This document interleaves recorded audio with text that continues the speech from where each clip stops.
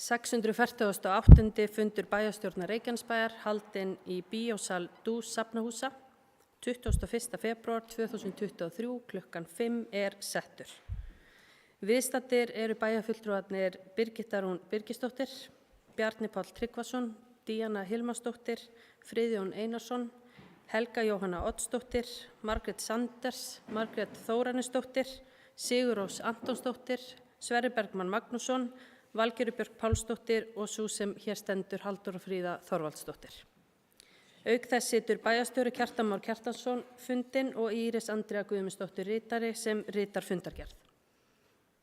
Á dagskrá þessa fundar eru 5 mál, en þau eru fundargerði bæjarráðs frá 9. og 16. febrúar síðastliðnum, annað mál fundargerð umhverfis- og skipulagsráðs frá 17. febrúar, þriðja mál fundargerð framtíðarnefndar frá 8. febrúar, fjórða mál fundargerð fræðsluráðs frá 10. febrúar og 5. mál fundargerð velferðarráðs frá 15. febrúar.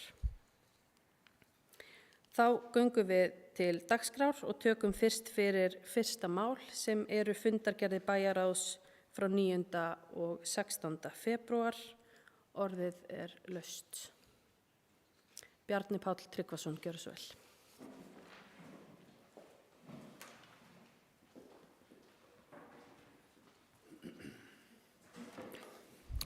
Forseti, bæjarfulltrúar og aðrir gestir.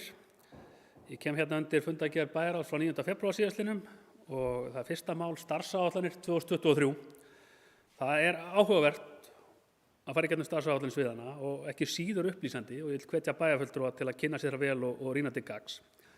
Að mínu mati eru starfsáætlanirnar gegnumgangandi ítarlegar og góðar og augljóst að þær endurspegla þann metnað sem að stjórnendur bæjarins hafa gagnvart því að gæta hagsmuni bæjarins og bæjarbúa sem best. Ég sakna þess þó, líkt og frá fyrri árum, að samræming og uppbygging áætlana sé ekki ríkari. Efnisþættir sem lagt á áherslu á í skýrslunum eða áætlunum eru mismunandi eins og ritstjórnar eru margir og það er að mörgu leyti eðlilegt, en það eru þó lykilupplýsingar sem að mér finnst að allar skýrslurnar ættu að endurspegla og það ættu að mínu viti að vera settar fram á samræmdan máta. Og ég hvet bæjarstjóra til að fylgja því eftir að samræming sé enn ríkari en nú er.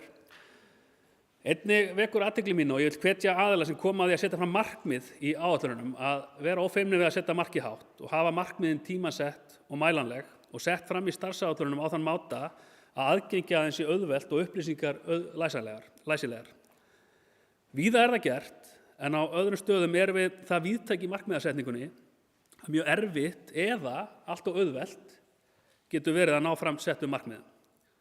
Dæmi þannig markmið er til dæmis að auka stórlega samstarf við önnur sveitarfélög í ákveðnum málaflokkum sem að kemur fram á einstaka stöðum. Þetta er flott markmið í sjálfum sér, en hvaða skref ætlum við að taka til að ná markmiðum sem þessum og hvenær ætlum við að vera komin á þann stað sem við viljum vera? Hvað er til dæmis að auka stórlega samstarf?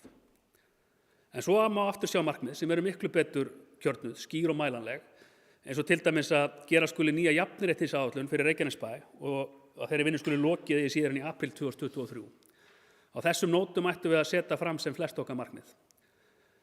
Ég minni bara á að fyrir þá sem hlusta, ég er ekki hér að segja að starfsáætlanagerðin sé ekki í góðum farvegi hjá þeim sem halda þar taumana. Mitt markmið er fyrst og fremst að vekja athygli viðeigandi ábyrgðaraðila á að þar eru tækifæri til umbóta. Og með því að setja krefjandi markmið, tímasetja þau og aðgerðasetja þau, þá erum við miklu líklegri til að ná þeim árangri sem við stefnum að og verðum öll samábyrgari fyrir þeim árangri sem íbúar bæjarins treysta á að við náum, hvort sem er í daglegum rekstri eða í nýjum verkefnum. Einnig vil ég koma aðeins inn á mál númer 2, sem er markaðsstefna Reykjanesbæjar, sem hefur verið til umræðu hérna á nokkrum fundum. Hún hefur verið í svona umsagnarferli inn á stjórnsýslu bæjarins á umliðnum vikum og mér finnst það að vera ánægjulegt að sjá hversu vandaðar umsagnir hafa borist frá ráðum og nefndum og augljóst að áhuginn er mikill. Og af þeim umræðum sem ég hef heyrt markaðsstefnuna er margt mjög gott og bara það sem ég lesi líka. Grunnvinnan að baki hennar er unnin í samvinnu við fagfólk, greiningavinnan er ítarleg og unnið að því að draga fram þætti sem höfða til þeirra markhópa sem auðkenndir eru í stefnunni, sem eru íbúar sveitarfélagsins, fyrirtæki og stofnanir og svo ferðamenn og gestir. En það hafa líka komið fram ábendingar þar sem talin er þörf á að bæta úr og hafa þær skoðanir verið fjölbreyttar. Fyrir mína parta það hef ég nefnt nokkur atriði hér í ræðustól áður, svona smáatriði eins og framsetning sem að getur samt skipt töluverðu máli. Stefnan á að vera í forgrunni og lykilverkefni og markaðsaðgerðir þar í framhaldi. Það eru 18 síður hérna með minnir sem skýrslan byrjar á. sem ættu hreinlega að vera viðauki að mínu viti. En það er þó ekki aðalatriðið í mínum huga. Aðalatriðið er að við erum með í höndunum bara eitt fárra sveitafélaga svona að mér sýnist á landinu, bara heilt yfir nokkuð góða markastefnu eða drög að henni sem byggja á styrkleikum bæjarins og samfélagsins okkar, og það er gríðarlega jákvætt í mínum huga. Því að maður rýnir þessi málefni í öðrum sveitafélögum, þá sér maður til dæmis auglýsingar frá sveitafélagi sem hafa verið áberandi í miðlunum í vetur.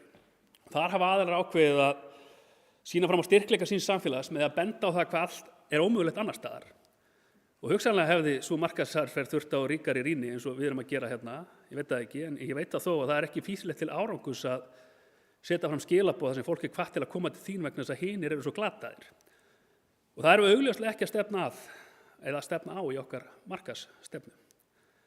Í umsóknum er meðal annars bent á einstaka styrkleika okkar Reykjanesbæinga og bent á að þeir séu ekki nefndir í orðum í þeim stoðum sem settar eru í fókus og gefa til kynna eða svona svo hurðingatengsl myndast hugsanlega að með því verði þeir styrkleikar útilokaðir í markaðssetningu bæjarins.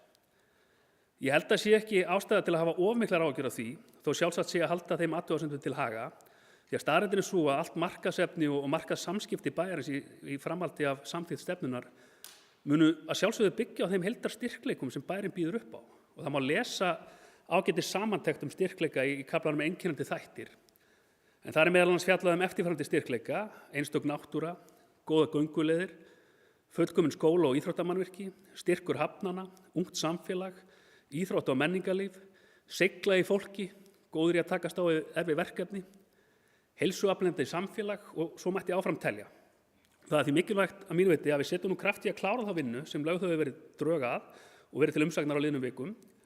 Og nú fær menningar og þjónustu við sem og viðeigandi ráð umsagnir sem borist hafa til úrvinnslu og taka tillit til þeirra ábendingar sem hafa komið, og það verður spennandi fyrir íbúa Reykjanesbæjar þegar að sett verður í næsta gír í markaðssetningu bæjarins. Takk fyrir.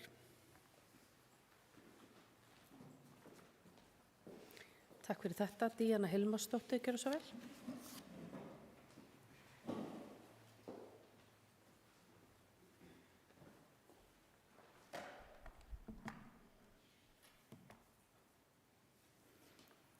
Forseti, bæjarstjóri, bæjarfulltrúar og gestir. Það er bara örstutt frá mér en það varðar lið 4 í fyrri fundargerð bæjarráðs en í samþykktri gjaldskrá fyrir árið í ár fá öryrkjar ókeypis aðgang á sýningar í DUS safnahúsum og Rokkssafni Íslands sem er mikið ánægjuefni. Svo er aðeins smá útúrdúr en það varðar sorpmálin sem hafa verið tíðrædd undanfarnar vikur. Það var stjórnarfundur hjá Kölku í síðustu viku þann 14. febrúar og þar var sjálfsögðu sorphirðan rædd í þaula. Fulltrúi meirihlutans frá Reykjanesbæ kom með tillögu að fara yrði strax af stað með undirbúninga útboði á sorpurðu frá heimilunum sem að stjórnin samþykkti einróma og ég fagna mikið. Takk. Takk fyrir þetta. Orðið er laust fundargerðir bæjarráðs. Margrét Sanders, gjörðu svo vel.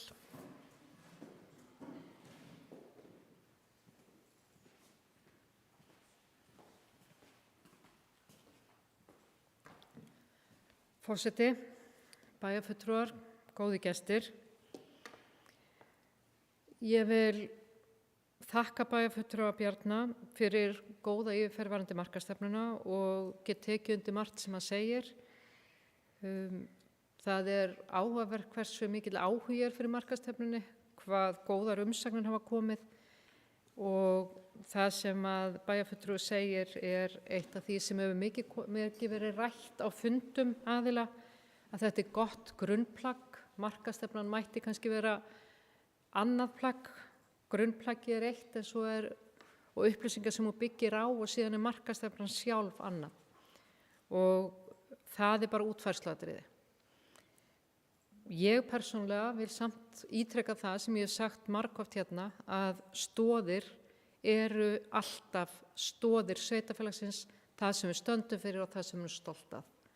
Þannig að ég vil alls ekki þrátt fyrir að nefndar séu til dæmis íþróttir þarna í stoðunum, í markaðsstefnunni eða sérstaklega í grunnupplýsingunum, að við gerum ekki lítið úr því að við erum íþróttabær og viljum vera það áfram. Síðan langar mig að nefna annað, það er undir 3. máli frá 9. febrúar. Það eru fundagerð byggingarnefndar og trúi því og sýnist að byggingarnefnd farin að vinna faglega að því sem að gerast í skólum bæjarins meðal annars og leikskólum og fleiri stofnunum. Þetta heljarverkefni, þetta gríðarlega kostnaðarsamt og þetta verður ekki einfalt. Þrátt fyrir það að margt sé gert og við erum ekki að bóka neitt um að þær aðgerðir sem hafa verið framkvæmdar eða neitt annað, höfum gert það áður og finnst bara nóg komið þar í bili, að þá langar okkur að bóka eftirfarandi. Og með leyfi forseta þá mun ég lesa bókunina sem hefur þegar borist ritara fundarins og hefst á lesturinn. Sjálfstæðisflokkurinn leggur áherslu á að góð samskipti þurfa að vera á milli fulltrúa Reykjanesbæjar, starfsfólks stofnana og annarra notanda húsnæðis þar sem mygla hefur greinst. Upplýsingar þurfa að vera skýrar og mikilvægt að ekki sé gert lítið úr þeim einkennum sem aðilar finna fyrir. Og undir þetta rita Margrét Sandes, Helga Jóhanna Oddsdóttir og Birgitta Rún Birgisdóttir. Takk. Takk fyrir þetta. Margrét Þórarinsdóttir, gjörðu svo vel.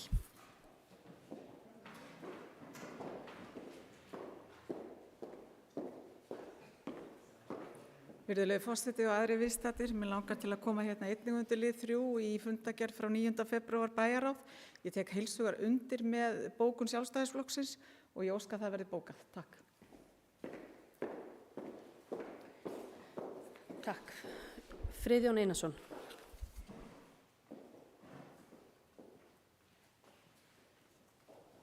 Forseti, ágætu bæjarfulltrúar. Kannski aðeins að reifa nokkuð mál hérna.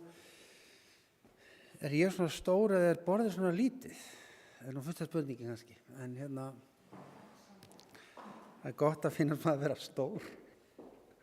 En ég sammála félögum mínum, Margréti Þórarins og Margréti Sanders, að það þurfa að ganga varlega dyrnar og koma vel fram í fólk í þessum leiðilega málaflokki sem myglan tek heilshugar undir það.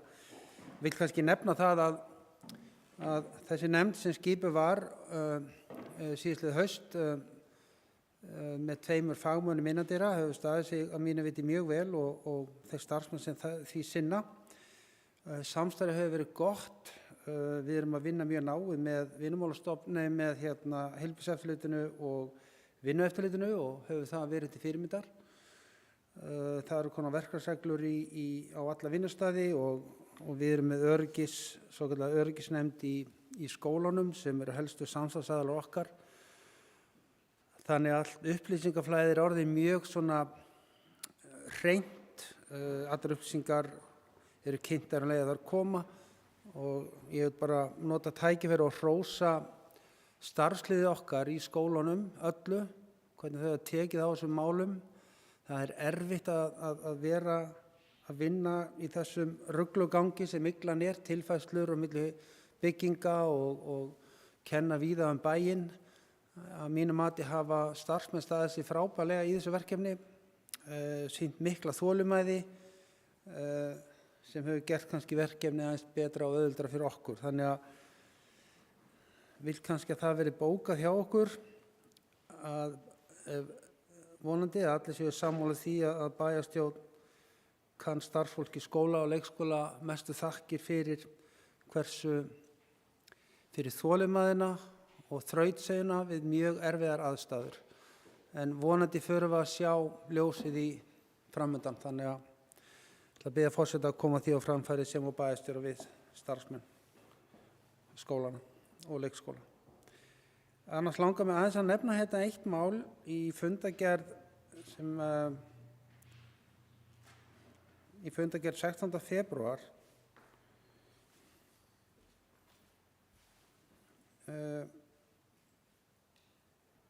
9. febrúar, afsakið, en það fundagerð Heklunar, Atvinnuþróunarfélags Suðurnesja.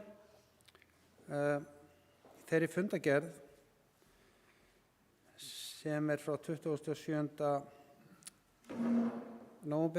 janúar, þá kemur í ljós að atvinnuleysi áramótin á Suðurnesjunum var 5,7% hjá körlum og 6,3% hjá konum. Mest á Íslandi, eins og við erum nú vön, og atvinnuleysi var síðan næst mest á höfuðborgarsvæðinu, 3,5–3,6%. Mjög svipað milli kynja á höfuðborgarsvæðinu en það aðeins fleiri konur atvinnulausar hérna hjá okkur á Suðurnesjum, með 6,3% í stað 5,7% karla. Á sama tíma gerð skoðanakönnun meðal fyrirtækja á Suðurnesjum. Það var 80 fyrirtæki frá Suðurnesjum sem tóku þátt, sem var nú frekar minna heldur en víðast annars staðar. En þar kemur fram í þessari könnun að langmest bjartsýnin til framtíðar á Suðurnesjum. Sem mjög jákvætt og mun meiri bjartsýni, sérstaklega horft til mannaráðninga á næstu mánuðum heldur annars staðar á landinu. Í desembermánuði var einungis 6 störf auglýst hjá Vinnumálastofnun, sem það minnsta sem ég nokkuð tíðan séð.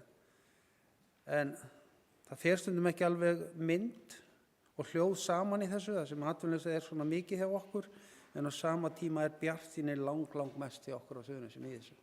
Það mjög sérstakt. En þetta mjög athyglisvert, þessi kynning, bæði sem gerð var á ímynd Suðurnesja, sem var kynning á vegum Gallup, og svo þessi fyrirtækjakönnun, og ég hvet bæjarfulltrúa að rýna dálítið í þetta. Þegar okkur nú oft tamt að tala í markaðsmál hvað við eigum að auglýsa, og þegar að spurt í svona könnunum að þá verður svona hlutir eins og íþróttaiðkun yfirleitt aldrei nefnd sem góð ástæða til að flytja á stað. Því það verið aldrei umræðan hjá okkur. Skólar smávegis, en það ýmislegt annað sem mikið ofar á listanum. Okkur fólk flytur hingað. Bæði jákvætt og neikvætt. Og í nýverið þá, og ekki bara nýverið heldur, undanfarin ár höfum við séð það að atvinnuleysi neikvætt að flytja hingað, samt fjölgaði 8,5% í fyrra. Langmest á öllu landinu, fjölgun hérna. Náttúran okkar hérna hefur einhvern veginn aldrei verið metin, heldur hún alltaf frekar neikvæð og rokið og fleira. En síðan þegar rannsóknir eru gerðar okkur fólk að flytja á milli svæða og okkur fólk flytja þá svona mikið á Suðurnesin, þá helsta ástæðan sú að fólki líður vel í samfélaginu sínu. Það flytur úr stressinu í samfélag þar sem það þekkir fólk. Samfélag sem heldur utan það og líður vel. Þess vegna fólk, og það helsta ástæðan fyrir því að fólk flytur á höfuðborgarsvæðinu og svona í ytri endamörkin í radíusinu kringu Reykjavík, hvort sem það heitir Akranes eða Árborg, Hveragerði, Þorlákshöfn eða Reykjanesbær og Suðurnesin. Þannig að það athyglisvert þegar við skoðum könnun okkur flytur fólk hingað, þá hefur það ekki endilega með skóla og íþróttir að gera. Það eitthvað önnur mynd sem kallar á. Þannig að það dálítið athyglisvert. Ekki viljum við endilega fjölga fólki hjá okkur. Við viljum gjarnan hafa þessi stökk fjölgun fólks á Suðurnesjum, mætti vera aðeins í meiri jafnvægi á. Mínu viti væri það heppilegast að þetta væri eitthvað kringum 1 og 2%, en það hefur nú ekki verið svoleiðis í ansi mörg ár. Þannig að þá veltir maður fyrir sér hvernig markaðssetning á að vera, hvaða hóp ætlum við að sækja á. Og ég spyr sjálf mig hvort að það sé þá ekki meira fyrirtækin sem við viljum sækja heldur en einstaklingarnir til að minnka þessar sveiflur í atvinnuleysi. Í þessari könnun fyrirtæki og bjartsýni og mannaráðningar í 7 landshlutum, þá eru 16% atvinnurekenda mjög jákvæð hérna hjá okkur, en það alveg niður í 4% víða annars staðar út á landinu. Suðurlandi næst hæst og það ferðaþjónustan sem að ýta þessu áfram, bæði hjá okkur og þeim. En mér finnst þetta bara að vera athyglisvert hvernig við fáum hljóð og mynd saman, hvað á að vera aðalatriðin í markaðssetningu sveitarfélagsins. Það að vera íþróttabær virðist til að mynda ekki kalla á það að fólk vilji flytja hingað eða hafi ástæðu til þess. Skólarnir eru aðeins nefnt, en samt ekki aðalatri. Þannig að ég velti fyrir mér hver þá raunverulega ástæðan fyrir að vera svona mikil fjölgun hjá okkur. Þannig að ég vona að við komast að einhverju niðurstöðu með markastefnuna og ég hvetja þá sem kom til með að klára þessa vinnu í menningarráði að skoða þessa fyrirtækjakönnun og velta því upp hvað við viljum með markastefnu og hver eru forsenda fyrir henni. Af því að það er ekki kannski eins einfalt eins og við höldum það sé. Takk fyrir.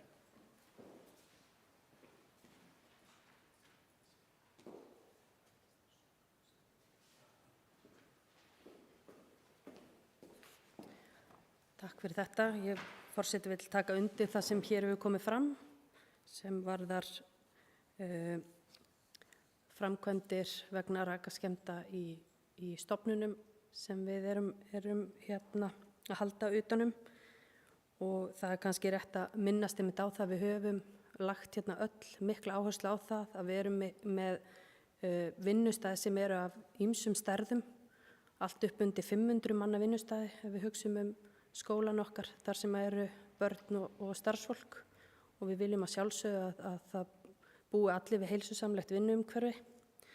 Þannig að ég vona það að við séum með bættu verklagi sem hefur aldeilis verið að breytast, að við séum að tryggja það að viðbrögð við þessum málum séu að verða enn betri, og við létum gera úttekt á eignasjóði á umhverfis- og framkvæmdasviði, þar sem að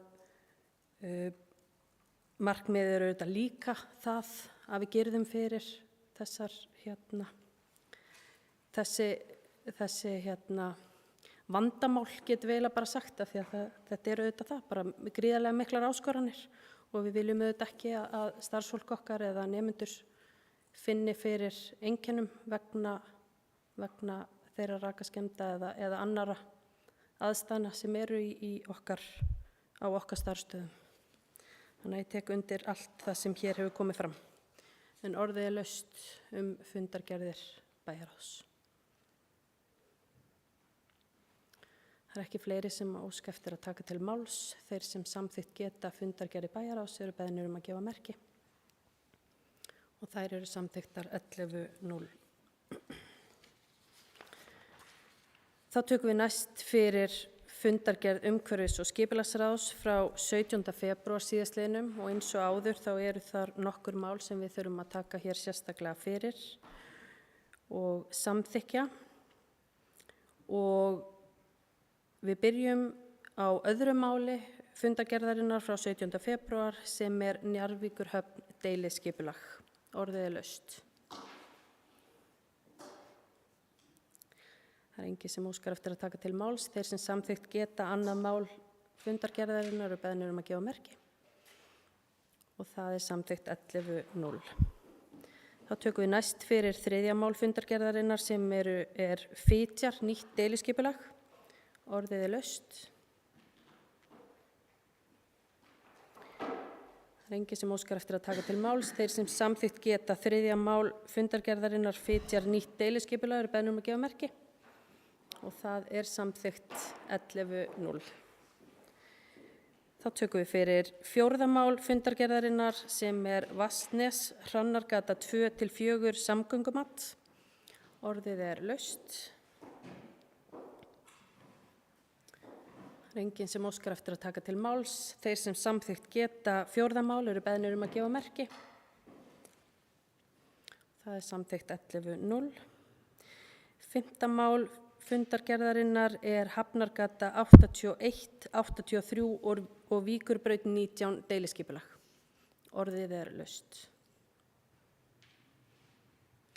Enginn sem óskar eftir að taka til máls. Þeir sem samþykkt geta fimmta mál fundargerðarinnar eru beðnir að gefa merki. Og það er samþykkt 11:0. Þá er það sjöunda mál fundargerðarinnar sem er Klettatröð 6B stækkun. Orðið er laust. Enginn sem óskar eftir að taka til máls. Þeir sem samþykkt geta sjöunda mál Klettatröð 6B stækkun beðnir að gefa merki. og það er samþykkt 11-0. Þá er það 14. mál fundargerðarinnar gistiheimili í íbúðahverfum Reykjanesbæjar reglur. Orðið er laust. Það er enginn sem óskar eftir að taka til máls. Þeir sem samþykkt geta 14. mál eru beðnir að gefa merki og það er samþykkt 11-0. Þá gefur forseti orðið laust fundargerðina að öðru leyti. Friðjón Einarsson, gjörðu svo vel.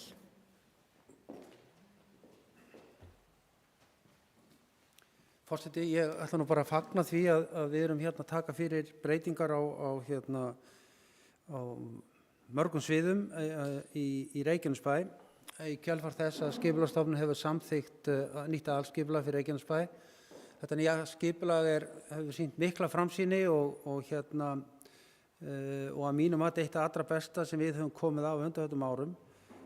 Við munum sjá umtalsverðar breytingar víða bæinn og sérstaklega kannski á sviði atvinnureksturs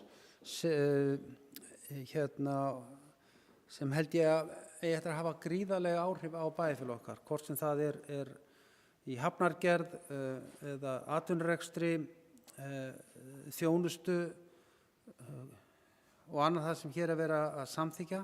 Þetta er stórt skref sem við erum að taka og vil ég líka nota tækifærið að þakka starfsfólki sem vann þetta aðalskipulag og sérstaklega umhverfis- og skipulagsráði og þeirra starfsfólki fyrir góða vinnu og líka vil ég þakka bæjarfulltrúum fyrir samheldni við vinnuna og þetta er löng leið, þetta er búið að taka 4 ár hjá okkur og þetta er að breytast mikið samfélagi hjá okkur og hér er fjölgunin gríðarleg og ég hlakka til að sjá þessar miklu breytingar sem framundan eru, sem kannski fyrst og fremst eru meiri þétting byggðarinnar og betri nýting á landsvæði. Bara takk fyrir það. Valgerður Björk Pálsdóttir, gjörðu svo vel.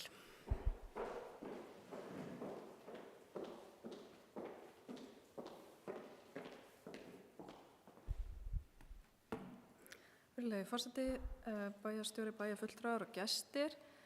Ég kem hér upp undir fundargerð umhverfis- og skipulagsráðs frá 17. febrúar.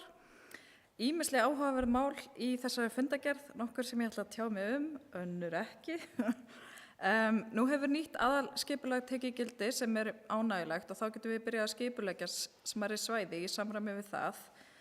Deiliskipulögð hafa verið unnin á nokkrum stöðum í samræmi við nýja aðalskipulagið sem samþykkt hefur verið að senda til Skipulagsstofnunar til endanlegrar afgreiðslu. Það er því framundan mikil og spennandi uppbygging í bænum. Það hefur verið að efla Fitjar sem útivistarperlu, gert ráð fyrir nýrri íbúðabyggð á Vatnsnesi og þar ætlum við að vera á undan í innviðauppbyggingu, allavega í menntamálunum, með því að stækka Myllubakkaskóla strax samhliða viðgerðum vegna rakaskemmda. Og talandi Myllubakkaskóla, þá voru nemendur í 3. og 7. bekk höfð með í ráðum þegar kemur að nýju deiliskipulagi á Hafnagötunni, en umhverfis- og skipulagssvið stóðu fyrir samráði þar sem nemendur gátu komið hugmyndir og athugasemdir þróun hverfisins og ég fagna þessu samráði gífurlega og er auðvitað í takt við áætlun okkar að verða barnvænt sveitarfélag. En það væri svo auðvitað gaman að sjá fleiri hópa hafa með í ráðum þar sem að þetta er auðvitað miðbærinn okkar allra.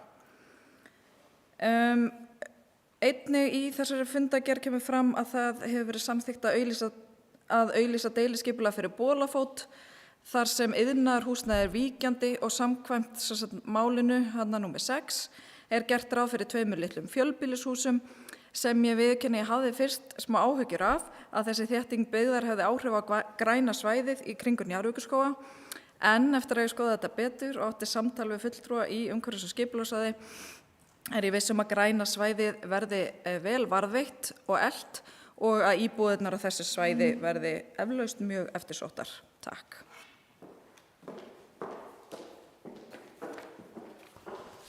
Takk fyrir þetta. Orðið er laust fundargerð umhverfis- og skipulagsráðs frá 17. febrúar. Margrét Sanders, gjörðu svo vel.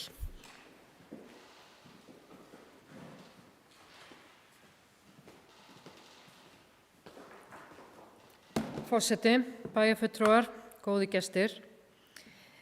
Í fundagerð umhverfis- og skipulagssviðs þá rætt sérstaklega fitjarnar og nýtt deiliskipulag vegna þess að það kom fram áðan í ræðu að fitjarnar væru frábær útivistarparadís og deiliskipulagi væri legði mikla áherslu á það, að þá viljum við ítreka það sem hefur komið fram í bókun og það engin ástæða til þess að halda áfram með það. Við vorum alveg búin að koma með okkar sjónarmið að við þurfum að stíga varlega til jarðar varðandi þetta risa hótel og líkamsræktarstöð sem að koma þarna og við höfum miklar áhyggjur af umferð sem verður í kringum það. Og þetta auðvitað mjög nálægt og inn á fitjarnar. Þannig að menn átti sig á því að þetta svakalega bygging en ég fagna því að atvinnurekendur sé að líta til Reykjanesbæjar með uppbyggingu en fitjarnar eru mjög verðmætar og það þarf að hugsa þetta líka hvernig ætlum við að koma fólki til og frá þannig fitjunum. Og sama með Vatnsnesið. Vatnsnesið það gríðarleg uppbygging sem á að vera þar og ég bara persóna átta mikið alveg á hvernig við ætlum að koma til þessu fólki bara heim til sín eða í nærliggjandi hús og við höfðum miklar áhyggjur af þessu. Við vitum að það búið að gera ákveðið líkan en varðandi líkan eða þá hafa umferðarlíkan og þá hafa menn áhyggjur af þessu og þetta verður verkefni þessara bæjarstjórnar að vinna í því að umferð gangi vel fyrir sig, að það sé ekki eingöngu í verkfalli þar sem að menn komist leiða sinnar. En í heildinni að þá fagnar maður auðvitað uppbyggingu og ég fagna því að svæðið í kringum skipasmíðastöð Njarðvíkur að fundinu hefur verið laust varðandi hávaðamengun. Það hávaðamengun þarna, það búið að mæla það, ég fann það þegar ég bjó þar og það komin ákveðin hugmynd með laust þar og fagnaði því og eins með aukna umferð sem verður þarna eingöngu út af skipasmíðastöðinni. Ef að stækkun á henni verður að þá þarna inni ákveðna hugmyndi hvernig þetta losa það. En segjandi það að þá erum við samt að tala að með því að bæta við þarna í fitjarnum og Vatnsnesi og annað, þá eru menn kannski að tala að keyra utan með og það gæti aukið umferðina enn meira þarna meðfram skipasmíðastöðinni.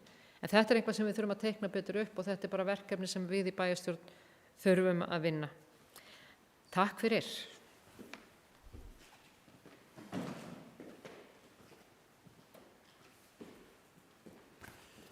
Takk fyrir þetta. Orðið laust. Bjarni Páll Tryggvason.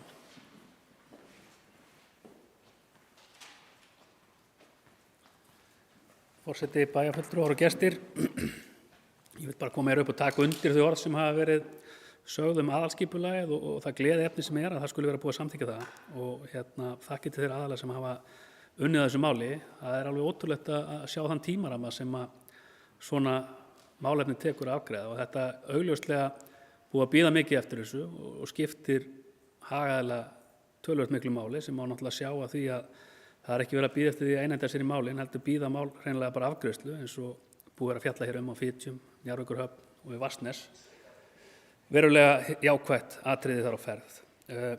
Svo langar mér náttúrulega að impra á öðru máli sem 15. mál sem bílastæðasjóður. Þar komin ákveðin mynd á það hvernig á að skipuleggja þau mál hérna í bænum og ekki vanþörf á greinilega. Það ennþá ákallum úrlausnir í ákveðnum verkefnum sem eru í fangi bæjarins vegna þessa eins og sjá má til dæmis á 16. máli þar sem verður að benda á ákveðin atriði sem snúa að bara bílalagningum í bæjarfélaginu hjá okkur. En það kannski ekki almálið, þetta stórt hagsmunamál fyrir bæinn okkar og við verðum að vera vakandi fyrir því að við erum að vaxa hratt og erum komin á allt annan stað heldur vorum fyrir 10-15 árum síðan og það verður ánægjulegt að sjá þau næstu skref sem verða tekin hérna sem snúa svolítið bara því að aðlaga þann texta eða samræma þann texta sem búið að leggja drög að samþykktir sjóðsins og eiga síðan samráð við hagaðila. Mig langar að þakka þeim aðalum sem hafa komið að þessari vinnu kærlega fyrir og hvetja á til þess að halda þétt á spilanum framöndan. Takk.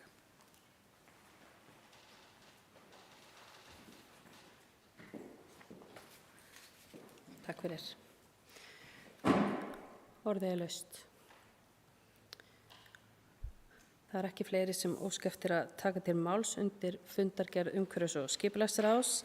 Í fundargerðinni er eitt mál sem við þurfum að greiða hér atkvæði að vísa til umfjöllunar í bæjarráði. En það er 13. mál, Hestamannafélagi Máni. Þar er erindi sem fjallar gatnagerðargjöld og yfirtöku sveitarfélagsins á gatnagerð. Og því óska forseti hér eftir að þeir sem samþykkt geta að vísa því máli til umfjöllunar bæjarráðs gefi merki. Og það er samþykkt 11:0. Þeir sem samþykkt geta fundargerðina í heild eru beðnir að gefa merki og hún er samþykkt 11:0. Þá tökum við næst fyrir 3. mál á dagskrá og það er fundargerð framtíðarnefndar frá 8. febrúar síðastliðnum. Orðið er laust. Birgitta Rún Birgisdóttir, gjörðu svo vel.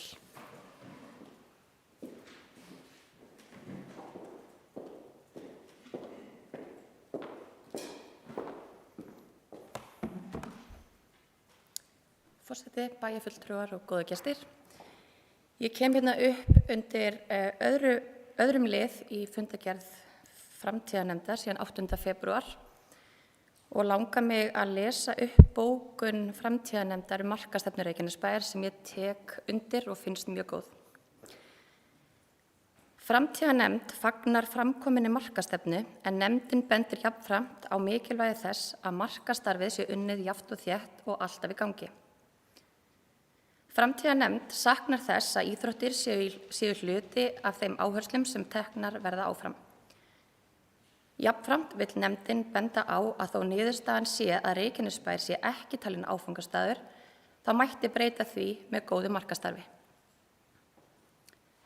Nefndin telur að markastarfið sé kjarnastarf í upplýsingagjöf til íbúa og fyrirtækja og mikilvægt að það sé tekið inn í íbúa lýðræðis stefnuvinnuna.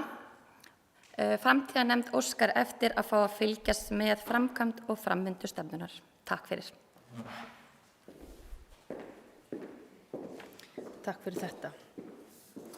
Orðið er laust fundargerð framtíðarnefndar frá 8. febrúar. Friðjón Einarsson, gjörðu svo vel.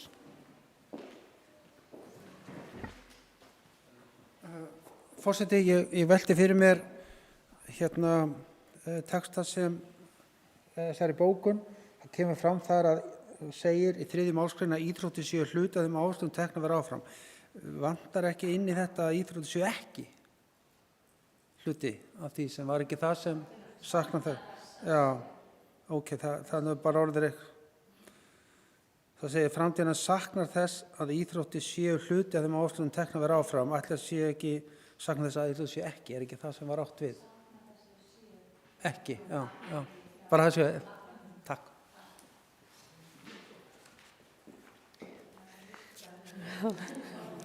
Takk fyrir það.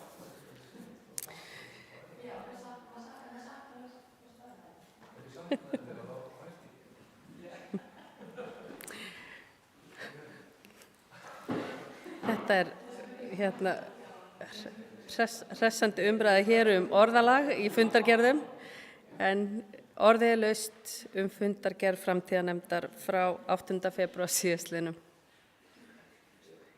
Það eru ekki fleiri sem óska eftir að taka til máls. Þeir sem samþykkt geta fundargerð framtíðarnefndar eru beðnir að gefa merki og hún er samþykkt 11:0. Þá tökum við næst fyrir 4. mál á dagskrá og það er fundargerð fræðsluráðs frá 10. febrúar síðastliðnum. Sverrir Bergmann Magnússon, gjörðu svo vel.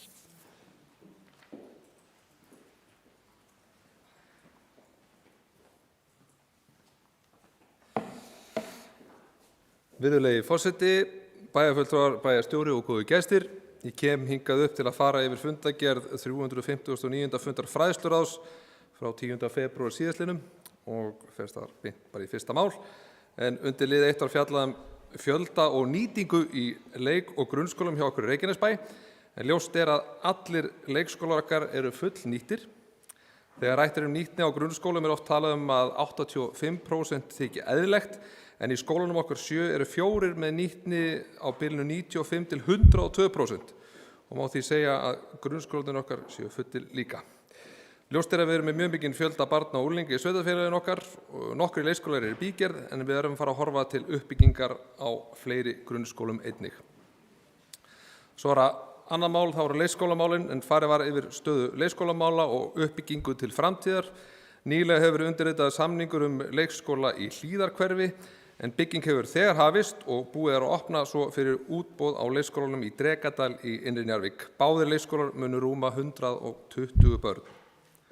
Þriðja mál FFGÍR og Fjörheimar var sameiginleg fræðsla fyrir grunnskóla, en það var Gunnhildur Gunnarsdóttir, forstöðumaður Fjörheima og 88 hússins, sem mætti á fundin ásamt Thelmu Hrund Hermannsdóttur varaforstöðumanni. Nú FFGÍR hefur samið við Fjörheima að vera með forvarnar fræðslu fyrir 7. til 10. bekk í öllum grunnskólum Reykjanesbæjar. Farið verður yfir fræðslu samskipti orkudrykki, en við erum vist með þau ungmenni sem drekka mest af orkudrykkjum á landinu og svo Íslendingar vist með þá unglingar sem drekka mest af orkudrykkjum í Evrópu. Við þurfum eitthvað aðeins að skoða það. Einn verður farið yfir samfélagsmiðla þar sem áherslan verður lögð á að tilengja sér upplýsingar og taka upplýstar og góðar ákvarðanir og kunna að setja sér mörk. Einnig mun fara fram foreldrafræðsla helstu atriðin í fræðslunum til að hægt sé að taka samtali heima.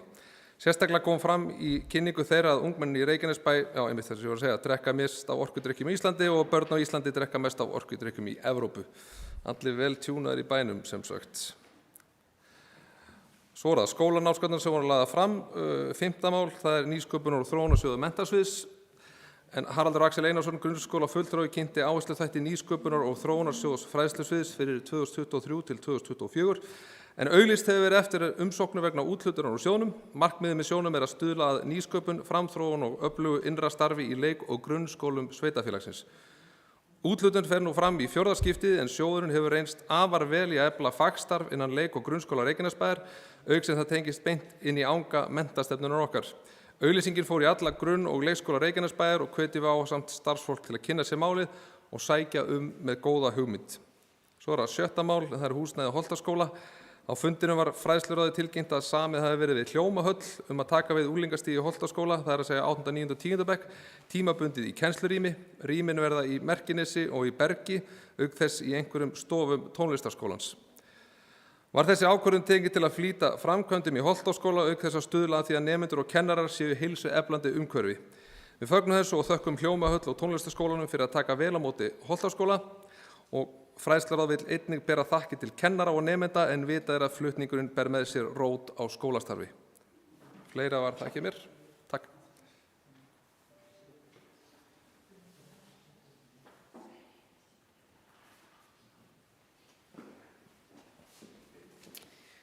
Takk fyrir þetta. Orðið er laust fundargerð fræðsluráðs frá 10. febrúar. Margrét Þórarinsdóttir, gjörðu svo vel.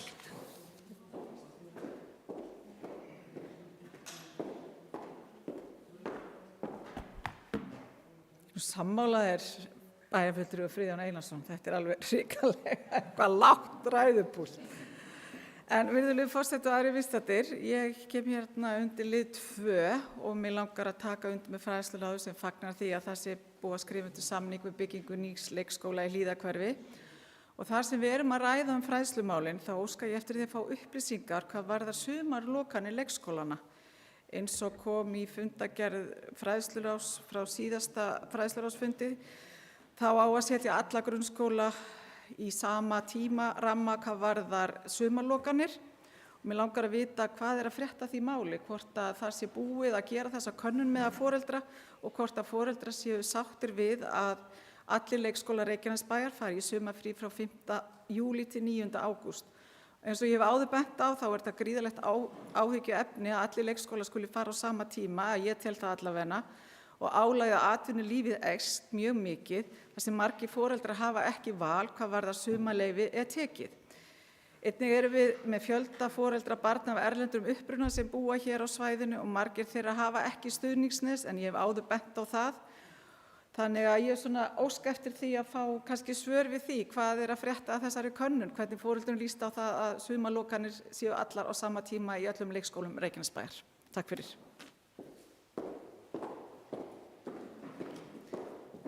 Valgerður Björk Pálsdóttir, gjörðu svo vel.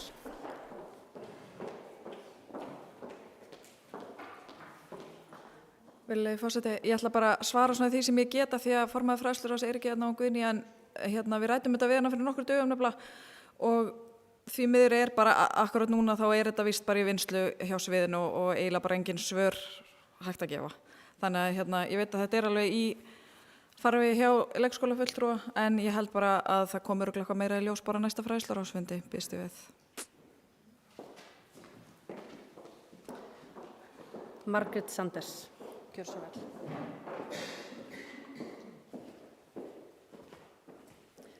Forseti, bæjarfulltrúar, góði gestir. Við ræddum þetta innan Sjálfstæðisflokksins fyrir fundin núna, bæjarstjórnarfundin og ég get tekið undir það sem að bæjarfulltrúi Margrét Þórarinsdóttir er að segja að því leyti til að það er vandræða ástand, það er ekki allir sem fá frí í júlí og þá er spurning hvað á að gera.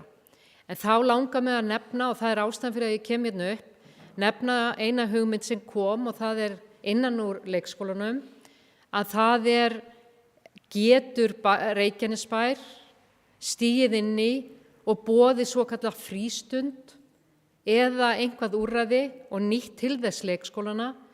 Auðvitað þarf að semja þar við starfsfólk eða að nýta þar byggingar sem fyrir eru.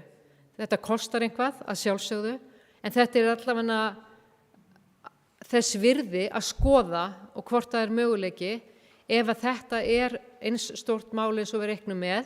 Og ég varpaði svona fram vegna þess að ég hafði ekki haft hugaflug eða að koma með þessa hugmynd, en mér finnst þetta frábær hugmynd, en auðvitað vitum við ekki hvað hún kostar. Þannig að ég varpa henni hérna fram í kosmósið að þetta er kannski möguleiki að vera með kannski einhvað annað úrræði þá fyrir þá aðila sem að geta ekki tekið frí á þessum tíma og við vitum að við erum með mjög fjölbreytt samfélag og sérstaklega fólki sem er af erlendum bergi brotið sem að hafa kannski ekki úrræði eins og við hin, varðandi fjölskyldur og annað. Þannig að ég kasta þessu í kosmósið. Takk.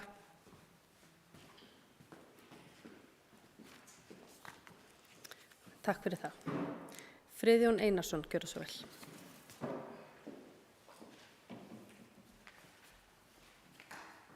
Forseti, ágætu bæjarfulltrúar, í gegnum tíðina hafi verið oft tíðrætt lokanir leikskóla á sumrin en þetta hefur nú verið niðurstaðan undanfarin ára að loka öllum skólum á sama tíma. Það sem kannski hefur vakið athygli mína oft á köflum er að foreldrar eru ekki mikið að gera athugasemdir við þetta formlega til bæjarins. Það hefur ekki gerst. Þess vegna höfum við haldið þess áfram.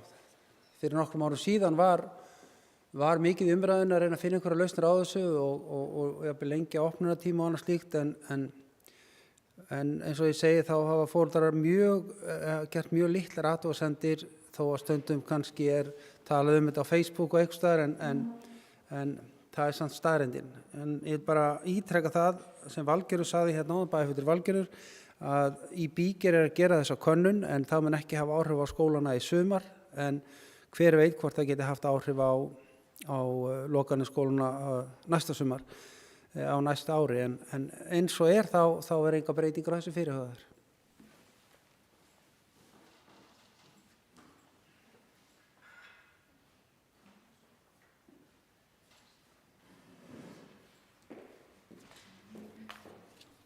Takk fyrir þetta. Margrét Þórarinsdóttir, gjörðu svo vel.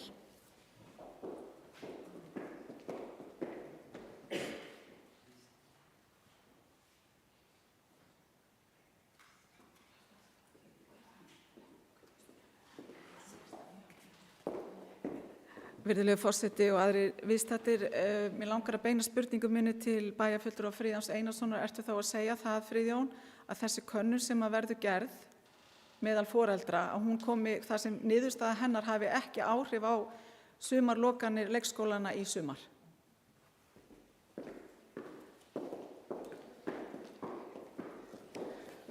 Þá svarar Friðjón Einarsson, gjörðu svo vel. Já, ég er að segja það. Það verður ekki gera breytingar á opnunartíma núna í sumar. Takk.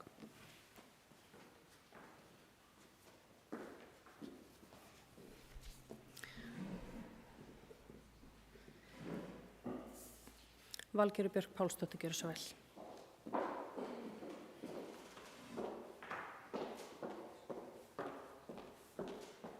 Virðulegi forseti, já, ég hreinlega veit ekki nákvæmlega hvernig ferlið er með þetta, hvort það sé of stuttur fyrirvari, ef það er búið að framkvæma skoðanakönnun og vinna svo úr því, veit ekki nákvæmlega hvernig það fer. Svo langaði bara aðeins að koma inn á hugmyndina frá Sjálfstæðisflokknum og bara, þú veist, akkurat núna þá ég er oft svona 50-50 á svona alls konar hugmyndir, mér líst alveg ágætlega á einmitt, þá er þetta svona auka þjónusta sem er í rauninni ekki leikskólastarf, sem er svona meira frístund, sem er þá byggt upp af ófærlærðu fólki eða mögulega bara ungum krökkum og svona sem eru svona kannski hugmyndafræði gömlu rólóvallana, eða ekki, og bara algjörlega opin fyrir því til þess að þá koma til móts við fólk sem er í erfiðri stöðu, en við verðum þá bara allavega að svona viðurkenna það að þá er það einhver fjárhagsleg forgangsröðun sem að fer þá hellingur af peningum í það sem væri þá ekki að fara inn í leikskólakerfi mögulega, skilji ég mig. En samt sem áður bara, þú veist, fín hugmynd og ég er alveg til að skoða þetta. Ég man að fyrir einhverjum árum heyrði ég að þetta væri lélegasti hagsmunahópur ever og það fólk hefur enga auka orku til þess að standa í einhverju hagsmunabaráttu á úlfatímanum. En mér langar að hvetja því að ég hef tekið eftir núna, held ég, afsakið ef ég er að fara með rangt mál, að fulltrúi foreldra leikskólabarna hefur ekki verið í fræðsluráði og það er agalegt að sé enginn þetta núna í fræðsluráði, en samkvæmt fundagerðunum þá hef ég tekið eftir því að það er ekki fulltrúi mættur og ég veit að normið hefur verið að leikskólafulltrúi Reykjanesbæjar hefur samband við ákveðna leikskóla, þessi leikskóli á þá þennan fulltrúa það árið og viðkomandi leikskólastjóri hefur samband við eitthvað líklegt foreldri til að sinna þessu, en mér dettur samt í hug hvort það væri hægt að bara auglýsa eftir þessu, að Reykjanesbær bara auglýst eftir þessu bara í fjölmiðlum og á Facebook bara, þannig að það kæmi ótrúlega svona sterkur einstaklingur inn vegna þess að ef við spáum í því auks ungmennaráðsfulltrúanum þá er yfirleitt bara fulltrúi foreldra leikskólabarna og fulltrúi foreldra grunnskólabarna sem eru ólaunuð á þessum fundum. Þannig að eðlilega er viðkomandi kannski ekki að setja mikla vinnu í þetta. Þetta er bara viðkomandi þarf að taka sér frí og vinnu sem eru ekki með alla hina áheyrnarfulltrúana sem eru bara nú þegar í vinnu hjá Reykjanesbæ og mæta á vinnutíma. Þannig að þetta er bara svona eitthvað smá til að spá í. Takk.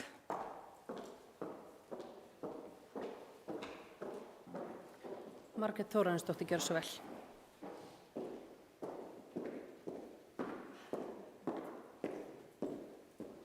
Þakkaði kærlega virðulegi forseti fyrir að leyfa að koma mér aftur í pontu. Ég er eiginlega svolítið svona hálfpartið orðlaus. Mér finnst þið bæði tvö bæjarfulltrúar Valgerður og Friðjón tala í kross. Valgerður segir að þetta mál sé í vinnslu og hún getur nú ekki alveg svara fyrir þetta en væntanlega kom ykkur svör þegar næsti fundur verður haldinn hjá fræðsluráði. Svo kemur bæjarfulltrúi Friðjón Einarsson og segir að þetta hafi engin áhrif þessu könnun. Hvernig ætlum við að bregðast við þessum foreldrum sem eru þarna úti sem að hafa ekkert stuðningsnet, hafa ekki frjálst val það hvenær þeir sækja sumarfrí. Mér finnst þetta bara sorglegt ef að þetta verður þessi niðurstaða. Ég bara trúi því ekki að við getum ekki hægt að koma betra á móts við þessa foreldra sem eiga ekkert stuðningsnet. Við erum fjölmenningarsamfélag, við erum með fullt af fólki af erlendu bergi brotið sem að hreinlega á ekkert stuðningsnet. Hvað á það að gera? Erum við ekki barnvænt samfélag?